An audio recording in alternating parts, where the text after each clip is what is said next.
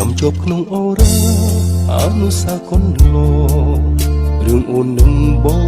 ក្រងស្នេហាចាំមួយជីវិតស្នេហ៍ពិតស្មើសង្ខាអីលើឃ្លាតទៅឆ្ងាយរៀមរស់នៅឥតន័យគ្មានសុខក្តីសុខសោះមានតែក្តីវាជាប្រធានបទមួយតែសំខាន់ហើយការចុកដើមទ្រូងហ្នឹងកាលណាចុកដើមទ្រូងមានន័យថាឈឺក្នុងទ្រូង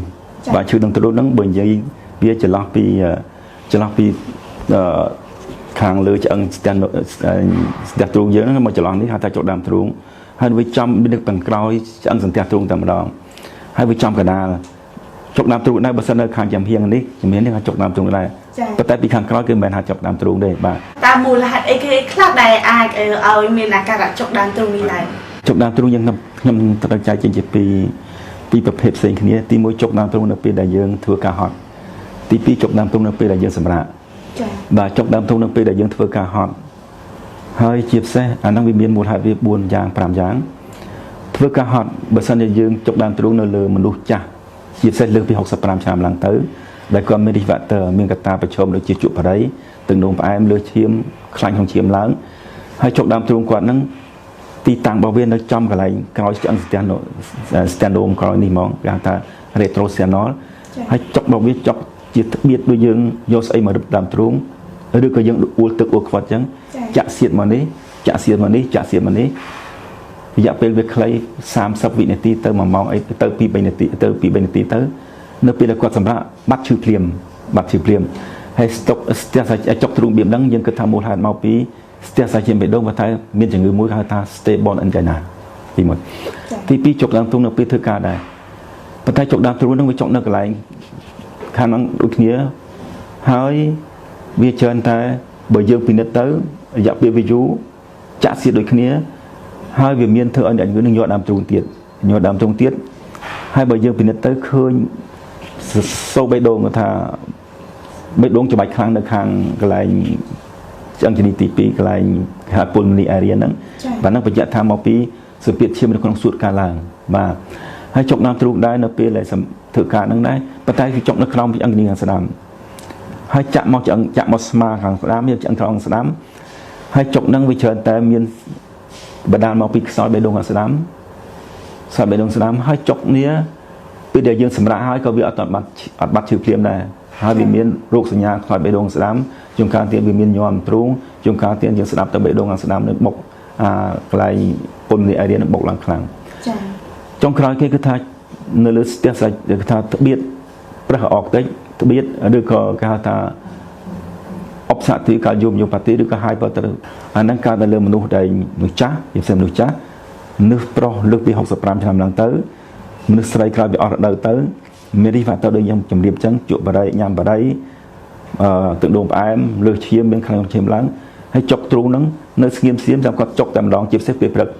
ចុកចំកណ្ដាលដើមទ្រូងចុកយកដៃមកបង្ហាញយើងចុកអូយចឹងណែនប៉ែចាក់សៀតមកនេះ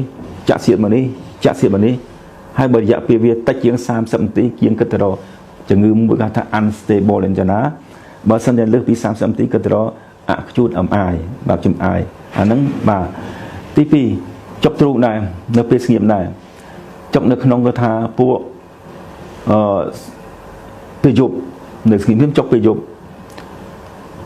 អមថាយើងធ្វើការមួយថ្ងៃวันងាយពេលលំឡើងយើងទៅធ្វើការញ៉ាំបាយនៅកន្លែងធ្វើការល្ងាចឡើងបានយើងទៅចូលផ្ទះវិញអស់កម្លាំងខ្លាំងពេកគ្រាន់តែឡើងទៅលើផ្ទះមិនដឹងបានដោះអាវផងដោះស្បែកជើងផងបោះដល់កាបូបទុកយើងប្រាខ្លួនសម្រាប់នៅលើពុកអូយចុកទ្រូងតែម្ដងគេហៅថា pneumonitis អាហ្នឹងគេហៅចុកទ្រូងនៅពេលគេហៅថា nocturnal angina spontaneous ចុកទ្រូងពេលយប់ដល់ខ្លួនឯងមួយទៀតយើងមកពីធ្វើការមកវត្តល្ងាចអស់កម្លាំងដូចគ្នាដែរតែបានងូតទឹកដោះកៅអៅស្លៀកពាក់ញ៉ាំដោះកៅអៅយើងញ៉ាំបាយហើយយើងគេងមកសបកទៅលក់មកសបកបានតែមកសបកទេអាចចុកទ្រូងធ្វើយើងភ្ញាក់ព្រើតបណ្ដោយបាទអាហ្នឹងគេហៅថាprimo decubitus លើកមុន pre-decubitus អានេះ primo decubitus មួយទៀតចុកទ្រូងនៅកណ្ដាលម៉ោង1 ភ្លឺសាប់ចុកទ្រូងអូយខ្លាំងយកញ័រដើមទ្រូងចង្ខំអ្នកលើនឹងខ្យល់កទៀតចង្កាត់អ្នកយើងស្លាប់ទៀតអាហ្នឹងមកពីស្ទះសាច់ឈាមបេះដូងបាទស្ទះឈាមបេះដូង ហើយអាចុកមួយទៀតម៉ោង4ភ្លឺម៉ោង4ភ្លឺអាហ្នឹងវាចុកដោយសារដូចគ្នាវាបាត់ប៉ុន្តែដោយសារតសៃមួយគេថាសម្បាតតិចហ្នឹងវាអធិវិធីវាកើតឡើងមួយទៀតចុកម៉ោង4ម៉ោង5ភ្លឺដោយសារខ្សោយបេះដូងអាហ្នឹងចុកនៅពេលនៅស្ងៀមមួយទៀតចុកទ្រូងដែរប៉ុន្តែបន្ទាប់ពីក្តៅខ្លួនមកស្រាប់តែមានចុកទ្រូងចុកកន្លែងនេះប៉ុន្តែរបៀបវាចុករយៈពេលយូរប៉ុន្តែរបៀបជាផ្សាវិញឯងដកដង្ហើមទៅចាក់ពឹបក្អកទៅចាក់ឈឺខាងអាហ្នឹងលាកស្រោមបេះដូងមួយទៀតចុកទ្រូងដែរនៅពេលដែលយើងលើកឈាមស្រាប់ចូលមកច្រើនតែចុកទ្រូងចុកមួយកន្លែងនេះផងជួនកាលចុកទៅខាងក្រោយហើយរបៀបវាដូចយើងហែកសាច់ជាងជាតិថាយដេកទៀតហ្មងដូចយើងហែកសាច់រយៈពេលវាយូរហើយចាក់សៀតទៅឆ្អឹងខ្នងក្រោយអាហ្នឹងវាហែកទៅសៃអកហែកសាច់ឈាមអកមួយទៀតចុកទ្រូងដែរនៅលើអ្នកដែលជួនកាលគេងយូរនៅពេទ្យនៅកន្លែងក្រំគ្រាលឲ្យបាក់ឆ្អឹងបាក់អីជួនកាលអ្នកដែលឆ្លងទលេស្រាប់គាត់មានលាកកំភួនជើងហៅថា phlebitis ក្រោយមកស្អាតចុកទ្រូងប៉ុន្តែចុងចិត្តច្រើនតែជំនាញនេះចុកច្រើនជាជំនាញមានក្អកស្ងួតក្អកអ្នកឈាមបេះដូងដើរញាប់ទៅអានឹងគេហៅ pulmonary embolism ហើយចុកទ្រូងទៀតបើសិនជាស្ត្រីក្មេងៗមានវ័យក្មេងៗមានបញ្ហាអីវិមិនលក់អារម្មណ៍មិនសប្បាយចិត្តចុកទ្រូងនឹងចុកនៅលើដោះខាងឆ្វេងមួយចំណុចទូចហេចុចមួយចំណុចទូចនៅលើដោះខាងឆ្វេងហ្នឹងចាក់សៀតមកនេះហើយមានថប់ដង្ហើមបាត់មាត់បាត់កបងប្អូនពុកម្ដាយភ័យជូនមកពី3ឡានតែតាមពិតចុកហ្នឹងចុករបៀបគេហៅថាតកតងនឹងអារម្មណ៍គេហៅថា stress anxiety ទេនិយាយលេងធម្មតាថាហ្នឹង broken heart ទេបាទឈឺវាមិនដឹងបាទប៉ុន្តែអ្វីដែលចាប់អារម្មណ៍គឺអ្នកដែលចុកតាមទ្រូងនៅកន្លែងនេះអាយុប៉ុណ្ណឹងបាទហើយចុកតាមទ្រូងខ្លះផ្សេងទៀតដូចជាយើងឈឺលាកសាច់បេះដូងតសៃឬក៏ឆ្អឹងនៅទីនេះចុកហ្នឹងគឺថា